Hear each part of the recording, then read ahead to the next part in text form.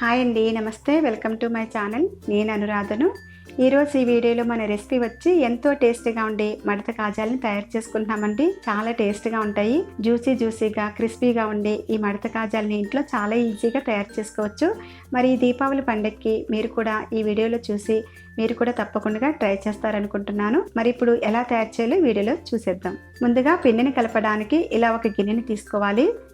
1 cup మైదా పిండిని గిన్నెలోకి వేసుకోవాలి. నేను కొలతగా ఈ కప్పు తీసుకున్నానండి. ఈ కప్పు సైజ్ వచ్చి 1/2 kg 250 గ్రామ్స్. కొలతగా మన ఇంట్లో ఉండే ఐటమ్స్ వేటినైనా తీసుకోవచ్చు. ఇలాగే ఈ పిండిలోకి చిటికెడు సాల్ట్ వేసుకుని బాగా కలుపుకోవాలి. నెయ్యిని కానీ ఆయిల్ కానీ డాల్డాని కానీ పిండిలోకి వేసుకుని 4 స్పూన్లు పిండిని బాగా కలుపుకోవాలి. నేను ఇక్కడ డాల్డా వేసానండి, కరిగించిన డాల్డా వేసాను. డాల్డా వేయటం వల్ల మనకి కాజాలు అనేవి క్రిస్పీగా వస్తాయి. అలాగే పిండిలోకి కొద్దిగా వాటర్ని వేసుకుంటూ పిండిని కలుపుకోవాలి. చల్లటి వాటర్ని వేసుకోవాలండి.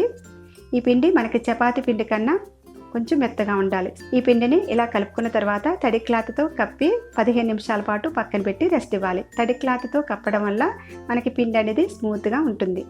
అలాగే పాకం పట్టడానికి ఒక గిన్నెని స్టవ్ మీద పెట్టుకుని 1.5 కప్పు షుగర్ని గిన్నెలోకి వేసుకోవాలి. అలాగే 1 కప్పు వాటర్ని కూడా గిన్నెలోకి వేసుకోవాలి. మనం ఏ కప్పుతో అయితే పిండిని తీసుకున్నామో అదే కప్పుతో షుగర్ని వాటర్ని కూడా తీసుకోవాలి. మనం హై ఫ్లేమ్లో పెట్టుకుంటే 3 నిమిషాల పాటు షుగర్ని కరగనివ్వాలి. షుగర్ కరిగిన తర్వాత మరొక 3 నిమిషాల పాటు మీడియం ఫ్లేమ్లో పెట్టుకుంటే పాకం పట్టుకోవాలి. మనకి పాకం అనేది తీగ పాకం వచ్చేంత వరకు పట్టుకోవాలి. తీగ పాకం అంటే ఉండ పాకం కాదండి, కొంచెం గులాబ్ జామ్ పాకం మీద కొంచెం తిక్కగా రావాలి. ఈ వేళ మధ్య చెక్ చేసుకుంటే కొంచెం జిగిరిగా తీగగా వస్తే సరిపోతుంది. ఈ విధంగా పాకం వస్తే సరిపోతుంది. ఈ పాకంలోకి ఒక నిమ్మబద్ద రసాన్ని వేసుకోవాలి.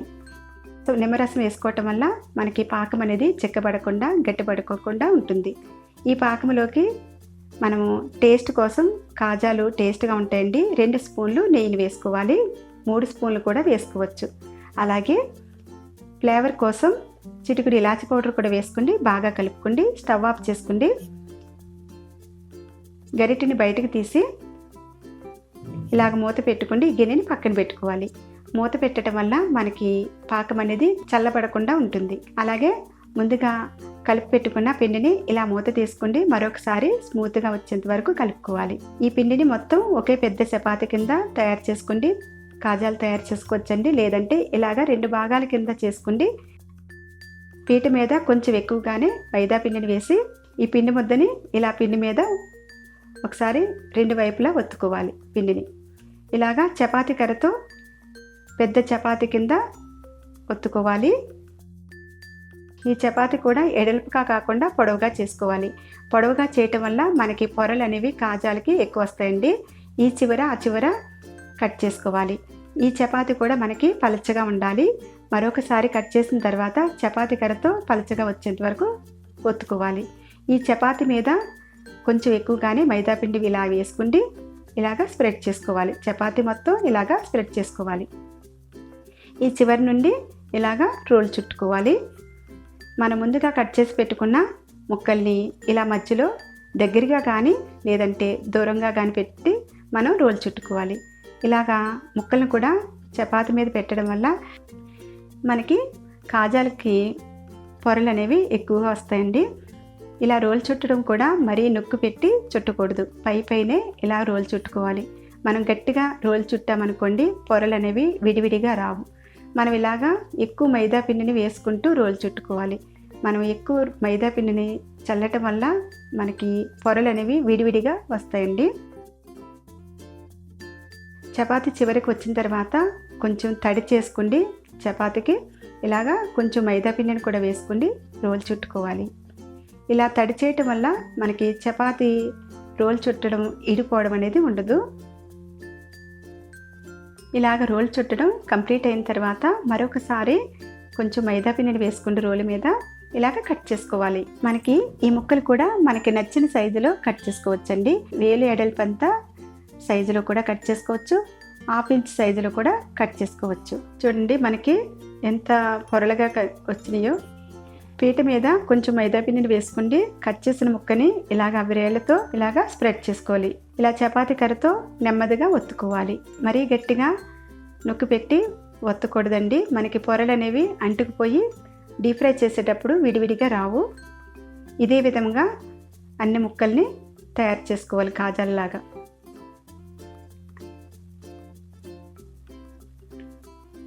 ఇలా తయారు చేసిన కాజాల్ని ప్లేట్లోకి కానీ గిన్నెలోకి కానీ తీసుకుని పక్కన పెట్టుకోవాలి. కాజాలని డీప్ ఫ్రై చేయడానికి సరిపడా ఆయిల్ని కళాయిలో వేసుకుండి హై ఫ్లేమ్లో పెట్టుకుంటే ఆయిల్ని వేడి చేసుకోవాలి.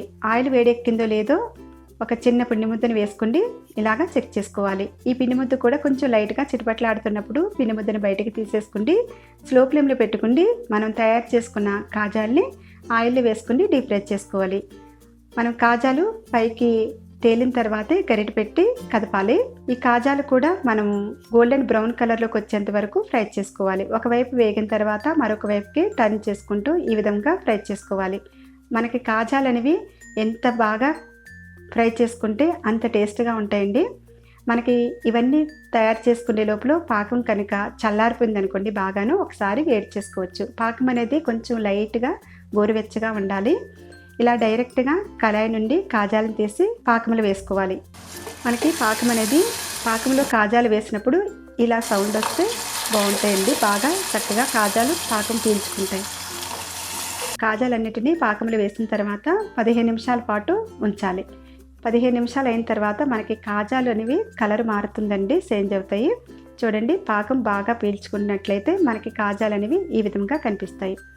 ఇలాగా మనకి పాకం పీల్చుకున్న తర్వాత కాజాలు ఒక గిన్నెలోకి తీసుకోవాలి. పాకంలోనే ఉంచితే కాజాలు అనేవి మెత్తబడిపోతాయండి. మనకి పాకం పీల్చుకుందో లేదో తెలియకపోతుంటే ఒకసారి ఇరగొట్టి చూసుకోవచ్చు. ఇదే విధంగా కాజాలన్నిటినీ డీప్ ఫ్రై చేసుకుని పాకంలో వేసుకుని మనం రెడీ చేసుకోవడమే.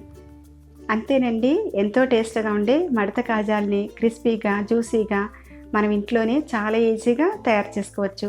తప్పకుండా మీరు కూడా ఈ దీపావళి పండుగకి ట్రై చేస్తారనుకుంటున్నాను. చూడండి ఎంత జ్యూసీగా ఉన్నాయో. మీకు కనుక పాకములు 15 నిమిషాలకి పీల్చుకోకపోతే ఇంకో 5 నిమిషాల పాటు ఉంచొచ్చండి. అంతేనండి, ఎంతో టేస్ట్గా ఉండే మడత కాజాలు రెడీ. మీకు కనుక ఈ రెసిపీ కనుక నచ్చినట్లయితే ఒక లైక్ కొట్టండి, అలాగే అందరికీ షేర్ చేయండి. మరిన్ని రెసిపీల కోసం ప్లీజ్ సబ్స్క్రైబ్ చేసుకోండి. Thank you for watching.